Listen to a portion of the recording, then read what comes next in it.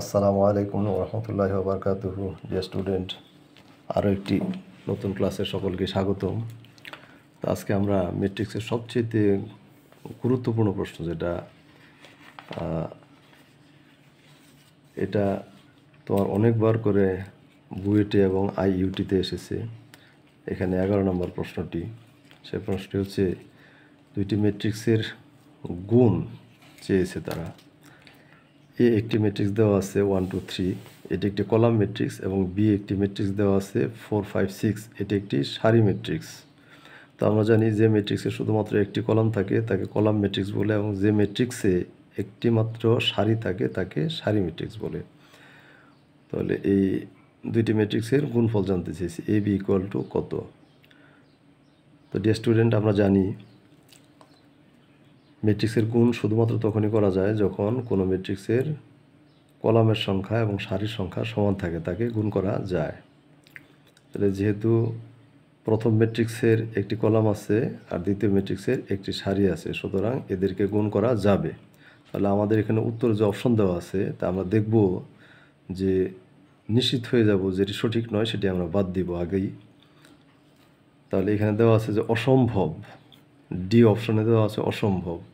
যেহেতু এটি গুণ করা যাবে, অসম্ভব অপশনটি আমাদের হবে না। তো এরপর আমরা যখন গুণ করি, কোনো ম্যাট্রিক্সকে গুণ করা হয় সারি বাই কলাম।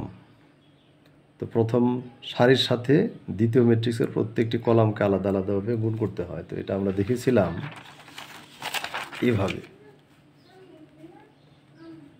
এই সারি বরাবর যাব, তারপর কলাম বরাবর আসব। এটাকে অনেক সময় ছাত্রদের বোঝার জন্য কোদাল নিয়মও বলা হয়, কারণ কোদালি যে এরকম। আচ্ছা বাই। আমরা দেখি এটার গুণটা একটু দেখি যে গুণ কি হবে। তাহলে যদিও এ ম্যাট্রিক্সে একটি মাত্র কলাম, কিন্তু এর সারি আছে 3টি। এটা হচ্ছে প্রথম সারি, এটা হচ্ছে দ্বিতীয় সারি। যদিও সারিতে মাত্র একটি উপাদান, এটা প্রথম সারি, এটা দ্বিতীয় সারি এবং এটা তৃতীয় সারি। আর দ্বিতীয় ম্যাট্রিক্সে যদিও সারি একটি আছে, কিন্তু এর কলাম আছে 3টি। কলাম 3টি কি? এক উপাদান বিশিষ্ট কলাম। এটা হচ্ছে প্রথম কলাম, এটা দ্বিতীয় কলাম, এটা তৃতীয় কলাম। তাহলে আমরা গুণ করব সারি বাই কলাম, সারির সাথে কলামকে গুণ।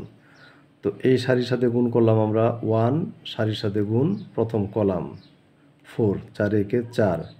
তারপরে প্রথম সারির সাথে কলামগুলো গুণ করে শেষ করতে হবে। তারপরে 1 দিয়ে গুণ করতে হবে 5কে, 5 একে 5। যেহেতু আমাদের অপশন এতে 4 আছে, তারপরে 5 নেই, কারণ দ্বিতীয় কলামকে গুণ করলে আমরা পেতাম 5, 5 নেই, সুতরাং অপশন এ আমাদের হবে না। এখন আমরা অপশন বিতে চলে আসব। অপশন বিতে আছে 4 একে 4, এটা ঠিক আছে। তারপর যখন এই সারির উপাদানের সাথে দ্বিতীয় কলামকে গুণ করব 5 একে 5, অপশন বিতেও 5 নেই, সুতরাং অপশন বিও হবে না। অপশন ডি আমাদের আগেই হয়নি, তাহলে যেহেতু 3টা অপশনে আমাদের হয়নি, সুতরাং সঠিক উত্তর সি। কারণ সিটি কেন সঠিক উত্তর আমরা সেটিও এখন দেখব।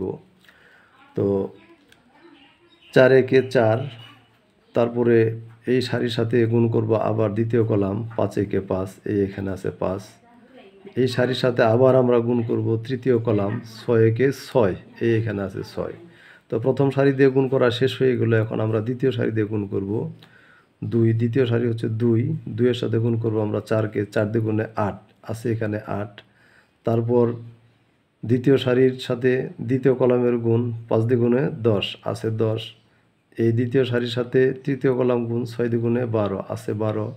এখন আমরা তৃতীয় সারির সাথে গুণ করব, তৃতীয় সারি দিয়ে এই প্রত্যেকটা কলামকে গুণ করব। তৃতীয় সারির সাথে আগে প্রথম কলামকে গুণ করি, তো 3 4 12, এই 12 আছে। তারপর এই তৃতীয় সারির সাথে দ্বিতীয় কলাম গুণ 3 5 15, 15 আছে। তৃতীয় সারির সাথে তৃতীয় কলাম গুণ 3 6 18। তো সুতরাং আমাদের সঠিক উত্তর হচ্ছে সি। তো এরপর আমরা চলে আসি তারপরের প্রশ্নে। তারপরের প্রশ্নটা কি? তারপরের প্রশ্নটাও দুইটি ম্যাট্রিক্সের গুণফল জানতে চেয়েছে। ম্যাট্রিক্স দুইটি কি? একটি ম্যাট্রিক্স দেওয়া আছে এক্স ইকুয়াল টু 1 2 3, 3 2 1, 2 1 3, এবং ওয়াই ম্যাট্রিক্স হচ্ছে 100010001 অর্থাৎ ওয়াই একটি একক ম্যাট্রিক্স অথবা আইডেন্টিটি ম্যাট্রিক্স। তো একক ম্যাট্রিক্স অথবা আইডেন্টিটি ম্যাট্রিক্স। তো এক্স ম্যাট্রিক্সকে আমরা গুণ করব ওয়াই ম্যাট্রিক্স দিয়ে। যেহেতু ওয়াই ম্যাট্রিক্স একটি একক ম্যাট্রিক্স, তো আমরা জানি একক ম্যাট্রিক্স দ্বারা কোনো ম্যাট্রিক্সকে গুণ করলে তার মান সেই ম্যাট্রিক্সটি হবে। কারণ আমরা যদি 5কে 1 দিয়ে গুণ করি তাহলে গুণফল হবে 5 একে 5, বা 10কে 1 দিয়ে গুণ করি গুণফল হবে 10 একে 10। তো যেহেতু এটি একটি একক ম্যাট্রিক্স, সুতরাং একক ম্যাট্রিক্স দ্বারা আমরা যে ম্যাট্রিক্সকেই গুণ করব গুণফল সেই ম্যাট্রিক্সটি হবে। তো যেহেতু এক্স ওয়াই কত, ওয়াই যেহেতু একক ম্যাট্রিক্স, সুতরাং ওয়াই দিয়ে এক্সকে গুণ করলে গুণফল আমাদের এক্সই হবে। আমাদের অন্য কিছু দেখার দরকার নেই, আমাদের গুণফল হবে এক্স। এরপর আজকের ক্লাসের সবচেয়ে গুরুত্বপূর্ণ প্রশ্ন হচ্ছে, এটা বুয়েটে এসেছে, কুয়েটে এসেছে এবং রুয়েটেও এসেছে। এটি একটি নির্ণায়কের প্রশ্ন। নির্ণায়কের ভ্যালু জানতে চেয়েছে, যে the value of log x, log y, log z, log 2x, log 2y, log 2z, log 3x, log 3y, log 3z, এটার ভ্যালুটা কত? এটার ভ্যালুটা আমরা দেখি একটু কত হবে, এটা আসলে কিভাবে আমরা করব। তো ডিয়ার স্টুডেন্ট, আমরা লগের সূত্র পড়েছি, যে লগের সূত্র log a minus log b equal to হচ্ছে log a বাই b। তো নির্ণায়কের নিয়ম অনুযায়ী আমরা নির্ণায়কের যে কাজটা করতে পারি, এখানে আমরা একটু যদি দেখি, এটা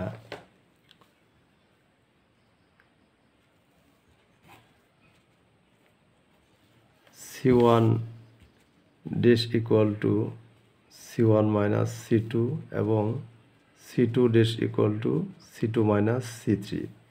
আমরা যদি এই করি, তো c1 মানে হচ্ছে প্রথম কলাম, তো প্রথম কলাম হবে c1 মাইনাস c2। প্রথম কলাম থেকে দ্বিতীয় কলাম আমরা বিয়োগ করব। তো বিয়োগ করলে কি পাই আমরা এটা একটু দেখি। log x minus log y, log x minus log y, এটাকে আমরা লগের এই নিয়ম অনুযায়ী লিখতে পারবো log x বাই y। একইভাবে আমরা যদি log 2x minus log 2y লিখি, তাহলে এটাকেও আমরা লিখতে পারবো log, যদিও 2x বাই 2y 2 কাটা গিয়ে পরে শেষে থাকবে আমাদের log x by y। Similarly আমরা যদি এটা log 3x minus log 3y লিখি, আমরা এখান থেকেও পাবো log x বাই y। তাহলে আমরা প্রথম কলামটা পাই log x by y, log x by y, log x by y। একইভাবে আমরা যদি c2 ড্যাশ যদি করি c2 মাইনাস c3, তো এখান থেকে আমরা পাবো, যদি আমরা এই কাজটি করি, এটা আমরা পাচ্ছি log x by y, log x by y, log x by y। c1 dash equal to c1 minus c2, c2 dash equal to c2 minus c3। তাহলে c2 মাইনাস c3 করলে আমরা পাবো log y by z, log y by z, log y by z। R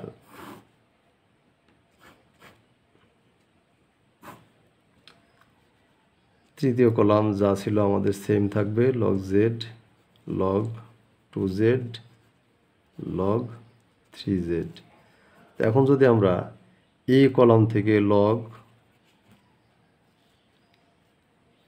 x by y এবং এই column log y by z, এটা আমরা common নিয়ে নিই, তাহলে এই কলামটা হয়ে যাবে 1 1 1, দ্বিতীয় কলাম হয়ে যাবে 1 1 1, তৃতীয় কলাম যা ছিল log z log 2z log 3z। তো ডিয়ার স্টুডেন্ট, আমরা জানি কোনো একটি নির্ণায়কের দুইটি কলাম অথবা সারি যদি সেম হয়ে যায় তখন সেই নির্ণায়কের মান হয়ে যায় 0। তাহলে এইটুকুর মান হয়ে যাবে 0। 0 দিয়ে আমরা যদি কোনো কিছুকে গুণ করি সেই গুণফলও 0 হয়ে যাবে।